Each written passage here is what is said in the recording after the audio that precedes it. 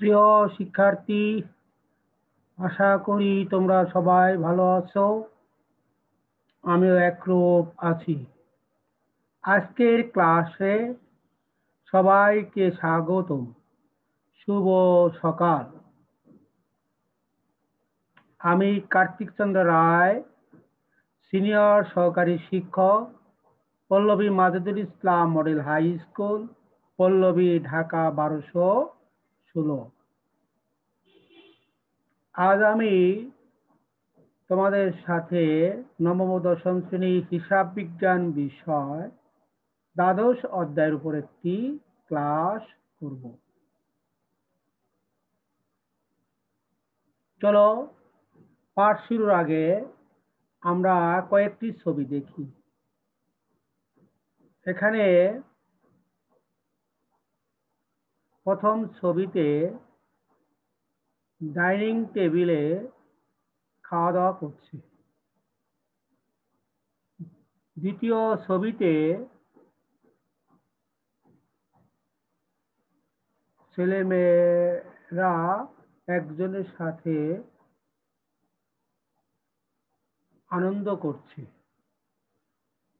তৃতীয় ছবিতে একটি পরিবারের সদস্যরা একত্রে বসে আছে এবং অন্য একটি ছবিতে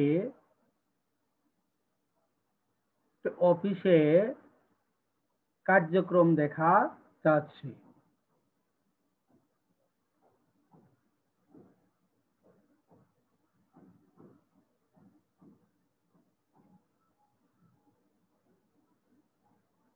তাহলে আজকে আমরা দ্বাদশ অধ্যায় পারিবারিক হিসাবের উপর একটি ক্লাস করব। আর এই পাঠ শেষে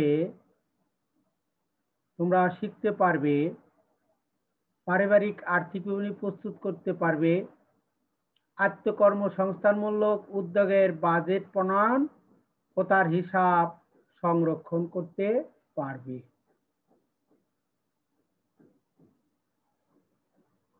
এখন আমরা পারিবারিক হিসাব ব্যবস্থা কি সে সম্পর্কে জানব। মানুষের সুখের ঠিকানা হচ্ছে পারিবারিক বন্ধন। পরিবারের আয় ব্যয়ের সঠিক হিসাব না থাকলে পরিবারের বিশৃঙ্খলা সৃষ্টি হবে, ফলে পরিবারের শান্তি বিঘ্নিত হবে। তাই ব্যবসায় প্রতিষ্ঠানের মতো পরিবারের আয় ব্যয় হিসাব সংরক্ষণ করা খুবই প্রয়োজন।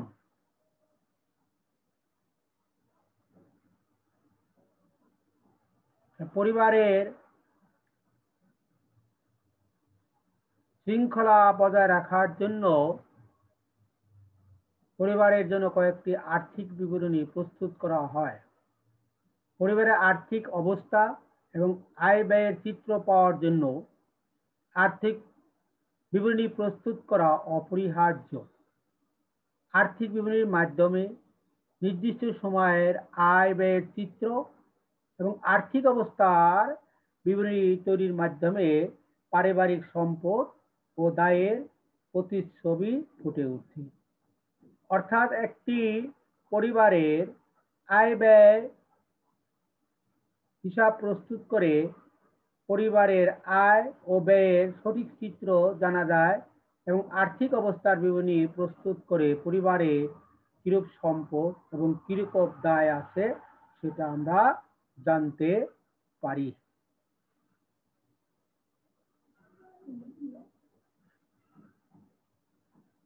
পারিবারিক আর্থিক বিবরণীর ধাপ সমূহ। পারিবারিক আর্থিক বিবরণীর তিনটি ধাপ আছে। প্রথম হলো প্রাপ্তি ও প্রদান হিসাব, দ্বিতীয় আয় ব্যয় হিসাব, তৃতীয় আর্থিক অবস্থার বিবরণী। অর্থাৎ পরিবারের আর্থিক বিবরণী প্রস্তুত করতে হলে প্রথমে প্রাপ্তি ও প্রদান হিসাব তৈরি করতে হয়। প্রাপ্তি ও প্রদান হিসাব থেকে আয় ব্যয় বিবরণী প্রস্তুত করতে হয়। পরবর্তীকালে পরিবারের সম্পদ ও দায় জানার জন্য আর্থিক অবস্থার বিবরণী প্রস্তুত করা হয়। এখন আমরা জানব প্রাপ্তি ও প্রদান হিসাব কি। পারিবারিক দৈনন্দিন নগদ লেনদেনের সংক্ষিপ্ত হিসাব থেকে বছর শেষে শ্রেণীবদ্ধভাবে এবং সংক্ষিপ্ত আকারে যে হিসাব প্রস্তুত করা হয় তাকে প্রাপ্তি ও প্রদান হিসাব বলা হয়। এতে সকল প্রকার মূলধন ও মুনাফা জাতীয় আয় বা নগদ প্রাপ্তি ডেবিট পাশে এবং সকল প্রকার মূলধন ও মুনাফা জাতীয় ব্যয় নগদ প্রদান ক্রেডিট পাশে হিসাবভুক্ত করা হয়। তাহলে আমরা পারিবারিক হিসাবে সকল প্রকার মূলধন ও মুনাফা জাতীয় আয় ও ব্যয় হিসাবভুক্ত করে থাকি।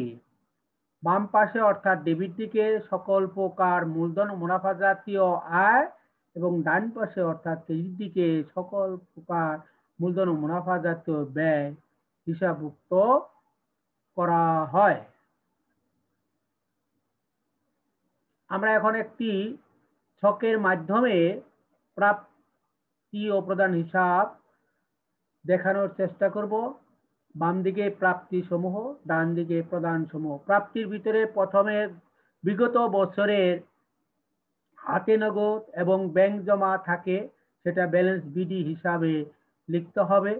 তারপর মুনাফা জাতীয় সকল প্রাপ্তি সমূহ লিখতে হবে, মূলধন জাতীয় প্রাপ্তি সমূহ লিখতে হবে। আর প্রদানের হলো মুনাফা জাতীয় প্রদান সমূহ, মূলধন জাতীয় প্রদান সমূহ। আর দুইটির পার্থক্যই হচ্ছে ব্যালেন্স সিডি। লাস্টে দুই দিকের মোট যোগফল সমান হবে। এখন তোমাদের একটি একক কাজ থাকবে। পারিবারিক হিসাব প্রস্তুতের ক্ষেত্রে প্রাপ্তি প্রদান হিসাব কি ভূমিকা রাখতে পারে।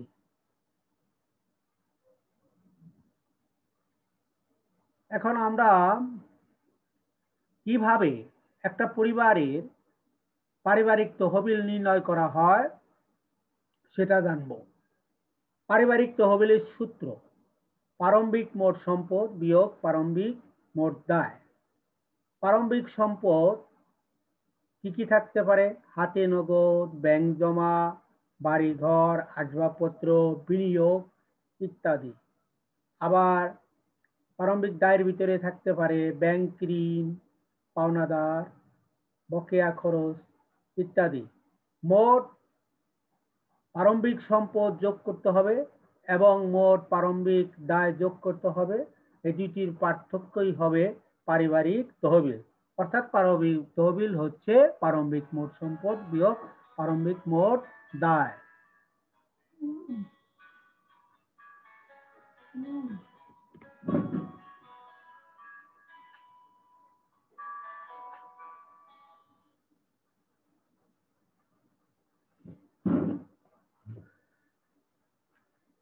এখন আমরা পরিবারের আয় ব্যয়ের একটি তালিকা দেখব।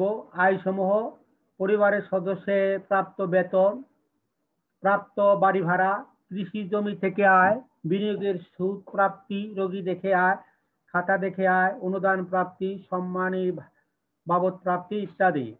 আর ব্যয় সমূহের ভিতরে আছে খাদ্য সামগ্রী, পত্রিকা, বিদ্যুৎ বিল, গ্যাস, জ্বালানি, আসবাবপত্র, বাড়ি ভাড়া ও সাজ সরঞ্জাম, কাপড় চোপড়, পোশাক, স্কুল কলেজের বেতন, বইপত্র, খাতা কলম, কাগজ কালি, চিকিৎসা, ডাক্তার ফি, পারিবারিক উৎসব, সামাজিক ও ধর্মীয় অনুষ্ঠান, উপহার,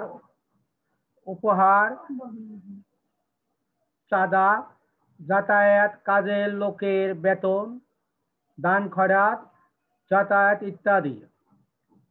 আবার আমি বলছি, একটি পরিবারের আয় ব্যয়ের তালিকা। আয় সমূহ: পরিবারের সদস্যদের প্রাপ্ত বেতন, প্রাপ্ত বাড়ি ভাড়া, কৃষি জমি থেকে আয়, বিনিয়োগের সুদ প্রাপ্তি, রোগী দেখে আয়, খাতা দেখে আয়, অনুদান প্রাপ্তি, সম্মানী বাবদ প্রাপ্তি ইত্যাদি।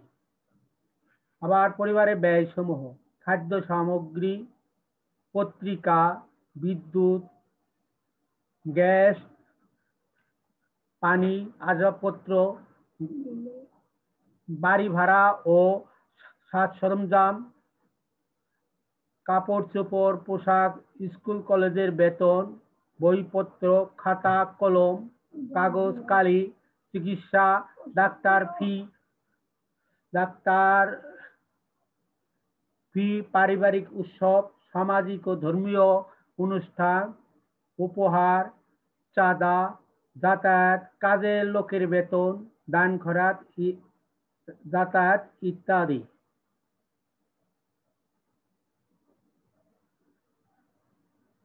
দলীয় কাজ, পারিবারিক তহবিল নির্ণয়ের ক্ষেত্রে প্রাপ্তি ও প্রদান হিসাব থেকে কোন কোন দফাগুলো আসবে তা চিহ্নিত করো।